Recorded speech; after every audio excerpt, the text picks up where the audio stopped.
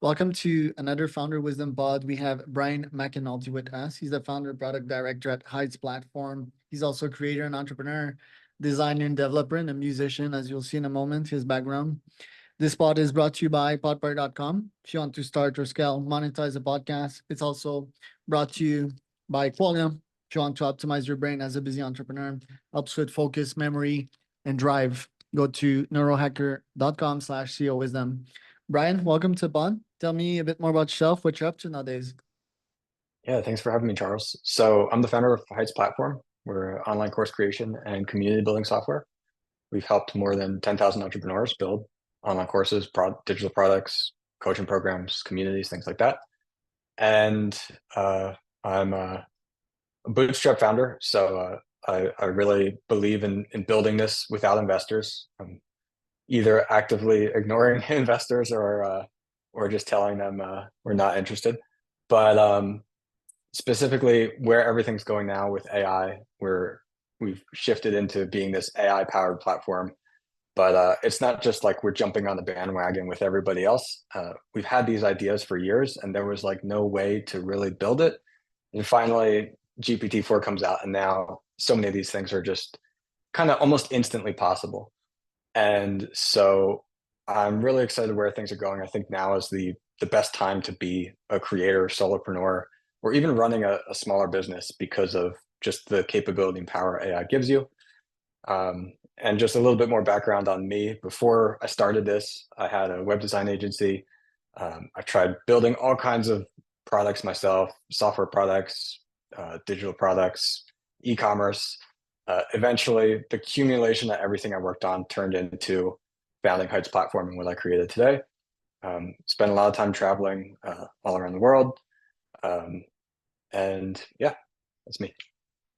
What's your superpower? Um, I would say product development of software products. I think I have a unique skill set there that like we're not the startup that I had some idea and then decided to build it. Like I've built many software products that have had millions of users in the past from my web design agency. So I've gotten a lot of experience in building software specifically and started on the design side, learned the development that I had to communicate with developers, eventually learned the development side as well. And so I guess like kind of uniquely understanding the full scope of not only development, not only design, but entire product. What did you learn from traveling around the world? That's a great question. A lot. So I never went to college. I intentionally didn't go to college. And before I turned 21, I started traveling the world instead. And one of the best decisions I think that I ever made, I bought, traveled once, got kind of hooked on it, and then read the 4 Hour Work Week, realized, oh, wow, this is actually possible. And then bought a one-way ticket and was outside of the US for more than 13 months before I came back. Since then, traveled who knows how many miles to more than 30 countries, 100 plus cities. And yeah, it's been so helpful to meet other entrepreneurs, to just see other people ways of life. My kind of outlook on it is that if if you don't travel, if you never like leave your hometown, it's the equivalent of like playing a video game, but you never get past level one. And it's like maybe you really enjoy level one. Okay, that's fine. You can do that. But if you're unsure, like why not go and see the other places? So that's my kind of outlook. Um, I think I wouldn't be the same if I didn't travel. I'm also a 4 hour work week kiddo, think first kiddo. Uh, Definitely learn to go out of your comfort zone. And unlike what most people think, traveling is sort of stressful, all the logistics and all of that. But when you take time to explore the destinations and live like a local, go with long-term stays, it's pretty fun. Yep. You've also been building businesses simultaneously for the past 15 years, and you're quite active on Twitter, as I can see here. What advice would you have for younger founders? I would say one of the biggest things, yeah, I started being active on Twitter in the past year or so. I only had like 100 followers until about a year ago. I found out everyone's talking about AI and everything on Twitter, so it's been really interesting for me to use that as a platform to learn from others as well. But my advice would be to everyone is like just keep doing it and like figure out the thing that you want to do and just don't give up. Like that's the secret. There are no secrets to like suddenly make things work. The secret is just don't stop, because like whoever you talk to that says, yeah, I've been in business for 20 years now and just can't figure it out. It's never worked for 'em, you know? If you can do it long enough, then eventually things work out. And the biggest the biggest reason that I see that creators fail, and like I get this unique insight because I see thousands of creators using my software. It's not like that they have a bad marketing or bad product. It's that they just fail to launch and like don't do it anymore. And so like I can point to all these examples of people who have like a horrible product but great marketing, or an excellent product and like the worst marketing ever, or the worst branding ever. And as long as you have one of those things, you can be successful in the long run. So is being in the hacker, is that attractive still? There's folks like Peter Levels out there that have made it quite successfully for themselves, but it's not the case with anyone. What advice would you have for bootstrap solopreneurs? Yeah, that's a good question. I'm pretty passionate about this as like a bootstrap solopreneur type myself. And I think a lot of like the indie hacker community is kind of looking at it wrong. And they're either thinking too small, like of building this product that it like they're aiming for like 100 or $200 a month in revenue.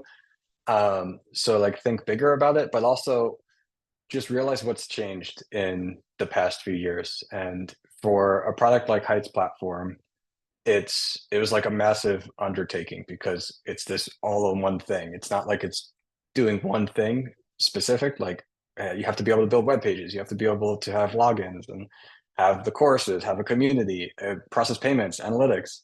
There's so much to it, and so our process when we actually launched was that we didn't really tell anybody about it the whole first year. It was just a soft launch. Like, okay, there's a blog post, and it's like, hey, it's here. Maybe we even posted about it on Twitter, but maybe not. Like, there was no real even announcement about it, no like product hunt or anything like that. And that was because I knew like there's just so much more we had to build. And so I think the MVP idea that everyone talks about with like the lean startup, it's a lot different now because so many products, like everything exists already.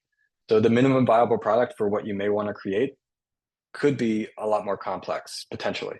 Um, and so I would say like approach it that way and just realize what you're creating. Either if you're creating something that you know is going to be small and it's not meant to like become this massive business, but like you're okay with that, then that's good. But if it's something where you think it does have this potential, like realize what really might be required to build it, how long that really might take, and I guess be comfortable with that and aware of that. And like for us with Heights platform, we knew like, okay, there are these things that we're just going to have to build. Of course, we wanted feedback from people to make sure we're not missing certain things along the way, but it wasn't until a year later that we really tried to start marketing it, because there's just all these features that we knew like already it had to be included in there, because just the minimum to like match what certain competitors would have. AI can be used for goods, but you had someone impersonating you with AI not so long ago. What do you have to say about the beautiful things that AI can do for us, but also the dangerous side of it? Yeah, AI, I mean, as far as impersonating me, I don't know about that. But I think people in general are still approaching AI the wrong way in some ways. I think it's absolutely incredible. I think now is the best time to be like a solopreneur or small team individual creator, because you've got all this leverage now from AI that suddenly it used to be like, okay, I have this idea. I got to figure out all the pieces I need to create this idea, all the people I need to hire, then I can start to work on it. And now it's like, imagine, okay, idea, create. So like we're building our software so much faster. Like before GPT-4 came out, I was like, okay, I'm gonna hire a software developer this year, another developer, and then I was like, oh, GPT-4 is doing it for me, and it just does it instantly. And so I'm disappointed when I see people on the internet, especially people who are like involved in software, say like, oh, I'm gonna cancel my ChatGPT subscription. And to me, it's like, are you kidding me? Like, if this was $2,000 a month, I would pay for it in a heartbeat because it's providing so much value to me. So I think the wrong way to use AI and the way that many, especially like consumers or those not involved in tech, treat it is like they treat it like a search engine. And that's when you get into these issues where it starts making things up and everything like that. But if you instead treat it for this intelligence, this capability that it can reason and help make decisions, now you unlock all these other things where you have these processes in your business and you have to repeat these things. If you can describe the process and give context to that, just like you would give to an employee, you can give that to AI and now suddenly it's doing for you. And so I think like in the space of where we're in of course creation, community building, I we're not trying to like build a product where AI is going to do everything for you. And like people ask us all the time, they say, "Oh, well, in your course and product generator, can't you just have the AI make the full course for me?" And we say, "Well, the important part is your unique message and your experiences. That's why people are going to buy your course. If you say, 'Hey, ChatGPT, write a course for me,' then it's exactly the same as somebody else who said, 'Hey, ChatGPT, write a course for me.'" And so we're looking at these like AIs as tools to help you create faster. So on Heights platform, we have Heights AI Chat. That's like your virtual assistant. Heights AI Coach. That's like your coach. Because for most solopreneurs, I think the first kind of two people you want to hire is like a virtual assistant and then a coach to help you grow. And so for us, we have like AI internally, like Heights AI Chat. It's answering thousands of questions for our customers every single month. And the role of our support has now shifted from answering like these very simple customer questions to now we get to handle the more difficult, like longer kind of detailed questions about business overall. And then instead of answering like, where do I find this button? Our support is working on improving the knowledge and the context for our AI so it can answer even better for customers in the future. Or someone lazy like me that puts out content on a daily basis, snippets of my brain, uh, what would be the best AI out there? Would it just be an AI scraping my content, which is quite unique? It's not recycling others' content. And then that AI building a course, I guess it could have an edge if it's like my contrarian and spicy thinking via similar folks to this market. Or would this AI also provide me a potential product market fit direction that I haven't thought of? What do you think about these ideas? Yeah, that's all really interesting. I think um, so. Like out of the language models we have today, OpenAI's models are not great at writing. They're good at transforming content and reviewing content. But even when you say like, okay, here's online content, can you take this and turn it into something? You'll still notice that even though you try to say, hey, this is my tone of voice, follow it, it puts in some of its own things every once in a while. You notice words like unleash and unlock, or like kind of hallmarks of like, okay, ChatGPT wrote this. So it's not perfect at that yet, but definitely it's helpful and it's better for you to do something like that and say, this is my content, here's examples, this is the way I write, this is the format I write. And that's one of the biggest things people mess up is they forget that part. So we use this like 4-step prompt formula for writing prompts. And I like to share it with everybody because like it works for everything. So first is you have the role, like what is this AI? So imagine like let's take a step back. Imagine AI is like walking up to anybody on the sidewalk and saying, "Hey, do this thing." They have no idea what you're talking about. Like they don't know you have a business. They don't know what your business is called. They don't know what their role in that business is supposed to be. And you have to picture a tool like ChatGPT is like that. So first you're telling it like, "Hey, this is your role. This is like you're a expert marketer or you're a content repurposer or whatever. This is the thing that you do." Next, you have your instructions. So like actually outlining the task and like just writing in bulleted, like concise and very clear. These are the steps you should take. most people get those first two things. And they're like, okay, yeah, I understand this.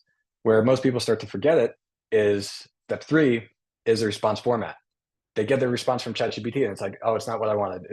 It's not doing what I thought it should do. It's stupid. But you have to tell it what to do. So how long should the response be? What should it be formatted like? Should it do something like, should it write a header and then a list? Should it do this? And you can tell it exactly that. And you can even show it. So step four is a response example. So actually write an example query, an example input that you would give it, and then write exactly how you would write it back. Like not the AI, but like you write it, try to write the perfect response to whatever that input would be. And now you're kind of training ChatGPT or whatever AI tool to act in the way that you want it to. And that's really it. And then maybe the last part of all that is if it's still not working the way that you want, it's possible that you're asking it to do too much at once. So like breaking these things down into very specific smaller tasks and then like realizing like it's not one prompt doesn't have to do everything, but if it can perform that small task and then you can make the next prompt for another task, like you can have hundreds of AIs working for you. You don't have to have just one. And what do you think about the course format? Do you think it's still the way people are consuming information? Do you see that changing? Would it be like shorter versions of it? What do you think about someone actually sitting behind a computer and listening to a course? Because I haven't done that much in my entrepreneurial life. I have sold courses though, ironically. Mm. I think, I mean, it's been a shift for a while now, but I think it's going to continue to be more important as the impact on community and having some kind of community elements to your course. And like my whole thinking, and like, so I didn't go to college, but I'm here building this learning company. And I really care about learning, but I think the best way to do it is to learn by doing. And especially with these more creative subjects, you want to actually be able to do the thing. So a big part of Heights platform is helping to facilitate that in ways and like our focus on learning because we understand the creator, they've got this thing they're an expert at, but they're not necessarily like an expert instructional designer. And so we've got like this projects area that's community focused where after you go through the course, now you can say like, okay, do the thing. So you got a course about how to build a mobile application. And like your project is, okay, build a mobile application, show everybody what you're done. And then students can vote on that, they can comment on that. And not only are they demonstrating what they learned, but now they can learn from each other as well. And so besides that, then we've got a whole community feature and community area. And it's hard for some people to wrap their head around because they think like, oh, well, if I'm just going to turn on the community feature, does that really make my course worth more?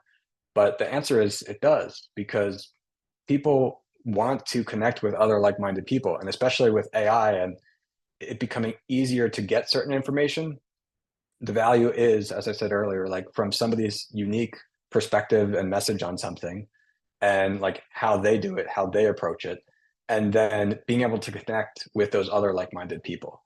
And I think AI is going to continue to make that easier. But even if we have a bunch of these AI assistants that we're talking to all day, we're still going to want to talk to the actual people who are doing the same things as us. What are your thoughts on podcasting and potentially using podcasts to create courses? I think that's a great idea. I think that like podcasts are so great compared to some other types of content creation because you get this much deeper connection with your audience. And a couple of people have said it. I'm probably not going to describe it as well as they have, that the time spent with your audience is more important than like the number of pieces of content that they consume.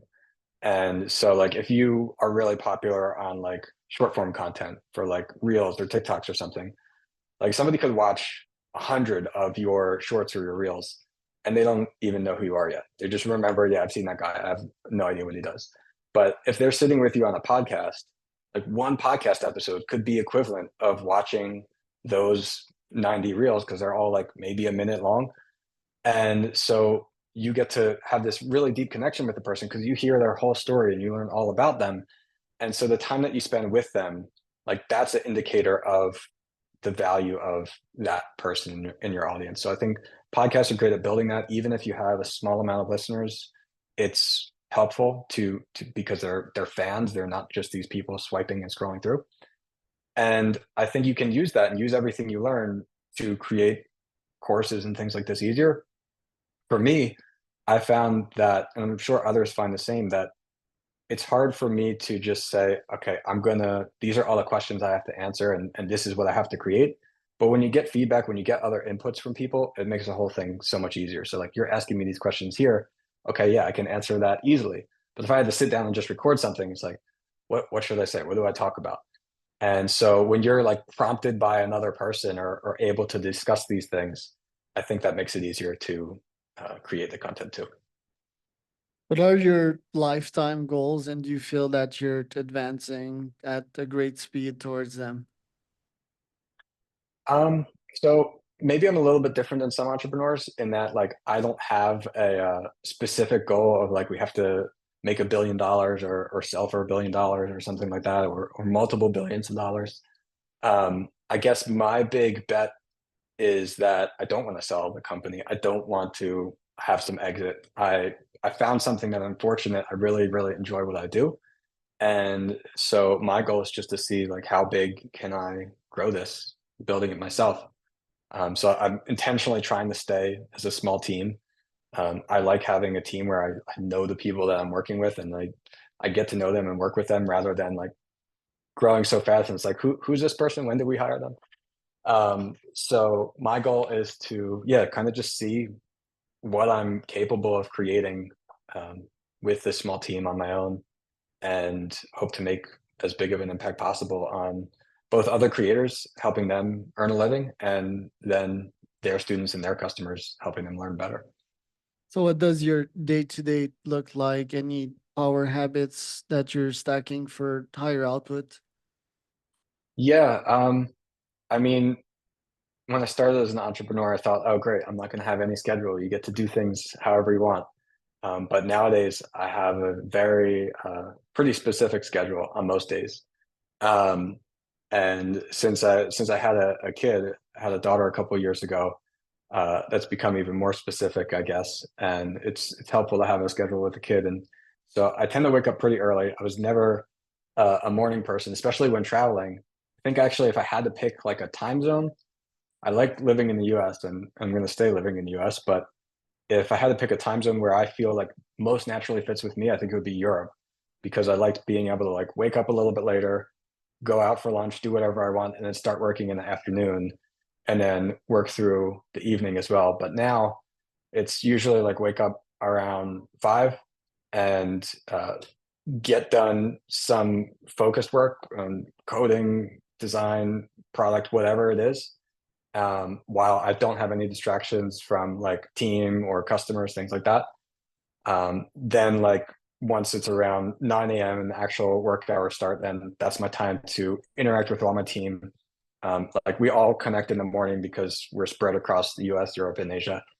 And then I tend to take a break shortly after like this podcast here in the afternoon to go like work out or just yeah, relax a little bit and then go back and work until like 6 p.m. or whatever. And now I try, even though I used to be very productive in the evenings, I now have evenings like after dinner is usually just family time.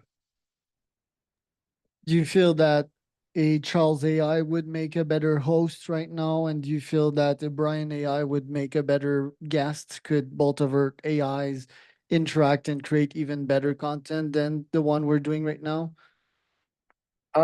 That's a good question. I think no. I think there would be differences. So in one sense, the AI version of us might remember better to mention or talk about specific things. But in the other sense, the chance of it going into something unique or different is really not there.